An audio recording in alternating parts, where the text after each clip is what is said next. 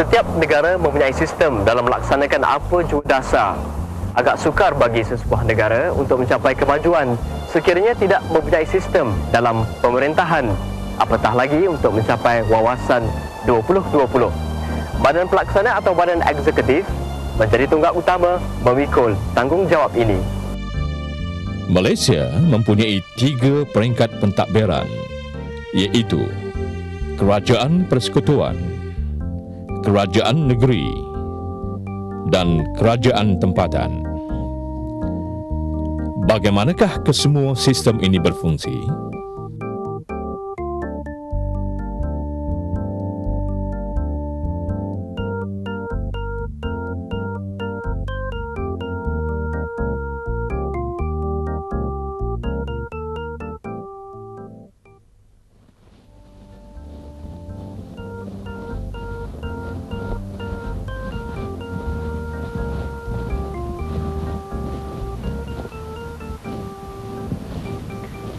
Inilah wajah-wajah Perdana Menteri Malaysia yang telah banyak berjasa kepada negara dan mengetuai badan eksekutif selepas kita mencapai kemerdekaan. Seri Paduka Baginda yang di-Pertuan Agong merupakan ketua eksekutif kepada Kerajaan Persekutuan. Namun, tugas ini dilaksanakan oleh Jemaah Menteri atau Kabinet. Perdana Menteri pula bertindak sebagai peneraju. Allahyarham Tunku Abdul Rahman Putra Al-Haj ibni almarhum Sultan Abdul Hamid Shah dilahirkan pada 8 Februari 1903. Merupakan Ketua Menteri Persekutuan Tanah Melayu dari tahun 1955 dan Perdana Menteri pertama sejak kemerdekaan pada tahun 1957 sehingga 1970.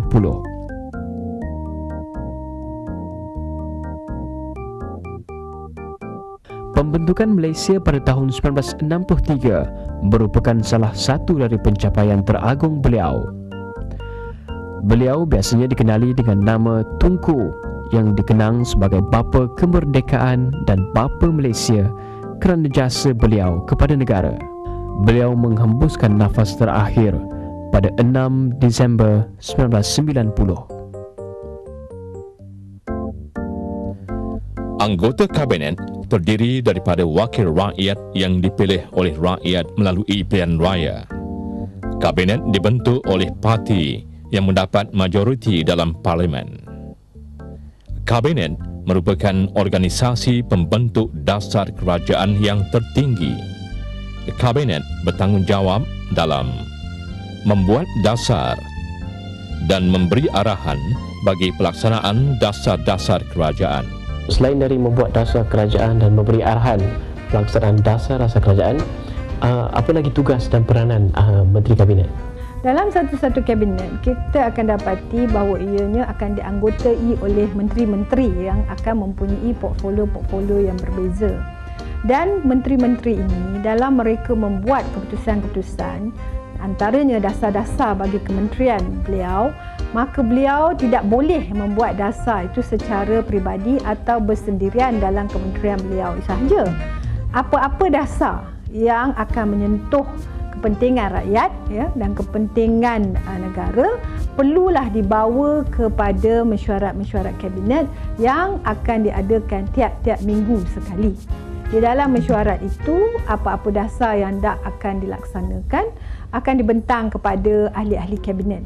Maka ahli-ahli kabinet akan membahaskan dasar-dasar tersebut dan jikalau bersetuju akan memberi persetujuan mereka.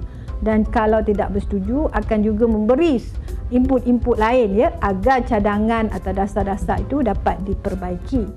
Justru itu jikalau sesuatu dasar itu dibuat atau tindakan dibuat oleh seseorang menteri dan jikalau ianya mempunyai implikasi, terutamanya kalau mempunyai implikasi negatif setelah ianya dilaksanakan, maka semua menteri-menteri dalam kabinet akan bertanggungjawab. Dan ini dinamakan bertanggungjawab kolektif atau dalam bahasa Inggerisnya collective responsibility. Apa pun yang akan berlaku, dasar yang telah diluluskan dalam kabinet, maka semua menteri perlu bertanggungjawab. Jadi tak bolehlah antara menteri-menteri itu mencaci antara satu sama lain, mengkritik antara satu sama lain apabila keputusan itu telah pun diluluskan di peringkat kabinet. Itulah dalam konsep demokrasi yang dilaksanakan ya, dalam peringkat pemerintahan itu diberi mandat dan kuasa kepada kabinet itu. Berapakah jumlah portfolio yang ada dalam kabinet sekarang? Okey, sekarang ini kita ada 28 portfolio dalam kabinet Yang Amat Berhormat Perdana Menteri pada masa ini, iaitu Yang Amat Berhormat Perdana Menteri kita Yang Amat Berhormat Datuk Seri Abdullah Badawi. 28 portfolio ini sebenarnya merupakan portfolio yang agak besar. Dahulunya kita ada lebih kurang 26 portfolio dan sekarang ini telah ditambah menjadi 28. Dan kita dapati ada perubahan-perubahan dalam portfolio kabinet yang telah dibentuk. Jadi portfolio kabinet ya, yang biasanya yang dibentuk mestilah merupakan portfolio yang memberi kuasa kepada Perdana Menteri selaku Perdana Menteri. Jadi kita ada Jabatan Perdana Menteri. Itu yang paling utama ya dalam satu-satu kabinet. Yang mana portfolio Jabatan Perdana Menteri ini atau Perdana Menteri ini akan diketuai oleh Perdana Menteri sendiri. Lepas tu wujudlah Timbalan Perdana Menteri dan juga beberapa menteri-menteri tanpa portfolio di Jabatan Perdana Menteri untuk membantu Perdana Menteri dalam tugas-tugas beliau. Perdana Menteri akan mencari calon yang merupakan sama ada ahli parlimen tadi dari Dewan Rakyat atau Dewan Negara yang mempunyai kemahiran atau pengususan ilmu yang tertentu yang bersesuaian dengan portfolio yang beliau akan menarujui. Selain daripada membuat dasar kerajaan dan memberi arahan pelaksanaan dasar-dasar kerajaan, setiap ahli kabinet akan memegang portfolio tertentu bagi menjalankan tugas sebagai menteri. Sebarang keputusan yang dibuat oleh kabinet mesti disokong oleh ahli kabinet. Mereka bertanggungjawab secara kolektif atas keputusan-keputusan yang dibuat oleh kabinet. Allahyarham Tun Abdul Razak bin Datuk Hussein dilahirkan pada 11 Mac 1922. Beliau merupakan Perdana Menteri kedua yang berkhidmat dari tahun 1970 sehingga 1976. Antara detik bersejarah sewaktu kepimpinan beliau ialah pelancaran dasar ekonomi baru 1971 yang bertujuan mengatasi masalah jurang ekonomi dan sosial yang telah membangkitkan antagonisme perkauman di kalangan rakyat Malaysia. Selepas kematian beliau pada 14 Januari 1976, beliau telah dikenang sebagai bapa pembangunan kerana jasa dan pengorbanan yang telah dicurahkan.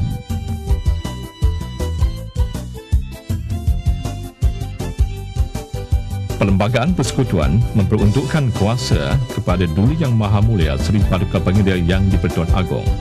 Perdana Menteri akan menasihati Baginda untuk melantik timbalan Perdana Menteri dan menteri-menteri lain dalam kabinet. Antara tugas Perdana Menteri ialah membuat semua keputusan yang penting melibatkan negara, memastikan pentadbiran dijalankan secara sempurna, memastikan negara dalam keadaan aman dan tenteram, bertindak sebagai ketua penasihat kepada Yang di-Pertuan Agong, sebagai wakil rasmi rakyat Malaysia dalam hubungan luar, juga menemui, berhubung dan membantu rakyat dari segenap lapisan masyarakat.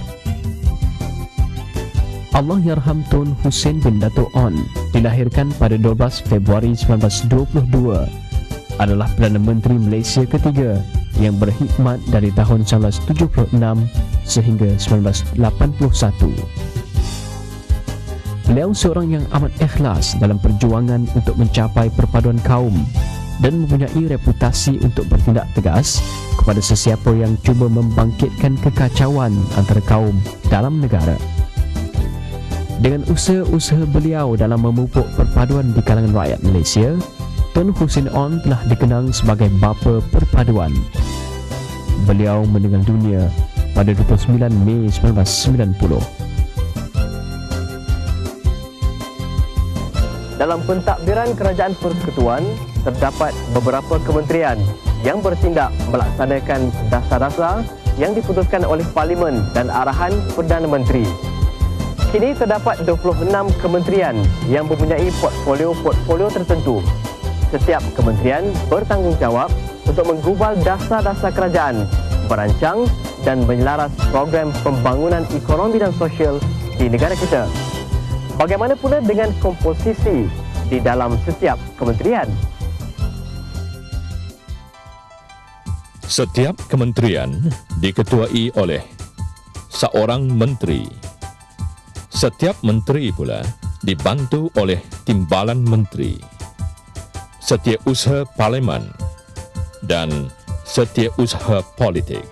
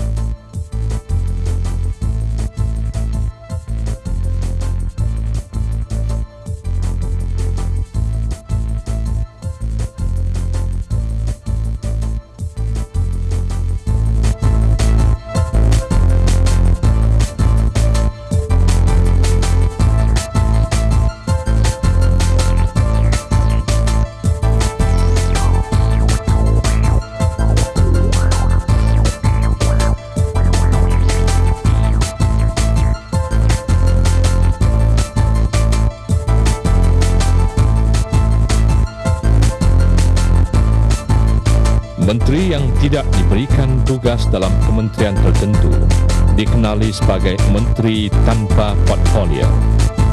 Beliau akan diberikan tugas-tugas khas tertentu oleh Perdana Menteri di Jabatan Perdana Menteri.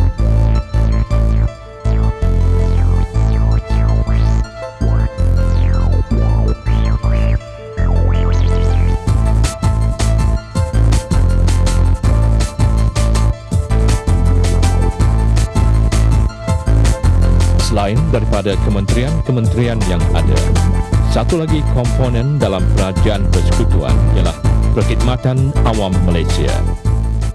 Diketuai oleh Ketua Setiausaha Negara dan bertanggungjawab mengawasi perjalanan kementerian dan jabatan-jabatan kerajaan agar sentiasa berada di landasan yang betul. Pada peringkat kementerian pula, pentadbiran diketuai oleh Ketua Setiausaha Kementerian yang dibantu oleh kaki tangan kerajaan yang dikenali sebagai Pegawai Perkhidmatan Awam. Sesebuah jabatan kerajaan pula diketuai oleh Ketua Jabatan atau Ketua Pengarah. Biasanya, sesebuah kementerian mempunyai jabatan di peringkat pusat, negeri dan daerah. Tun Dr. Mahathir bin Mohamad adalah anak jati Kedah. Dilahirkan pada 20 Disember 1925, merupakan Perdana Menteri Malaysia keempat. Beliau memimpin negara dari 16 Julai 1981 hingga 31 Oktober 2003. Beliau telah banyak mencipta pelbagai kejayaan dalam memacu kecemerlangan negara di peringkat antarabangsa. Antara pencapaian utama beliau ialah melalui keupayaan mengekalkan keamanan dan keharmonian dalam negara yang berbilang bangsa. Tun Dr. Mahathir merupakan seorang tokoh politik antarabangsa yang lantang dan berani bersuara. Antara bukti keberanian beliau ialah mengutuk kezaliman Amerika Syarikat dan sekutunya dalam isu Palestin, Afghanistan dan Iraq. Selepas persaraan beliau, nama Dr. Mahathir terus terpahat sebagai bapa pemodenan. negarawan ulung yang telah menjadikan Malaysia sebagai sebuah negara moden dan makmur. Pada bulan Jun 2005, beliau dianugerahkan gelaran Tun yang merupakan pangkat kehormatan tertinggi Malaysia. Beliau menjadi Perdana Menteri selama 22 tahun sekaligus merupakan pemimpin yang paling lama memegang jawatan tertinggi kerajaan di Asia Tenggara.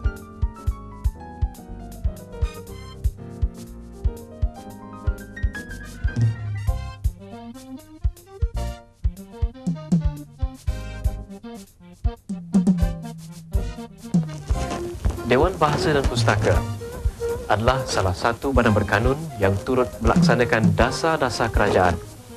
Dewan Bahasa merupakan jabatan yang berusaha memartabatkan bahasa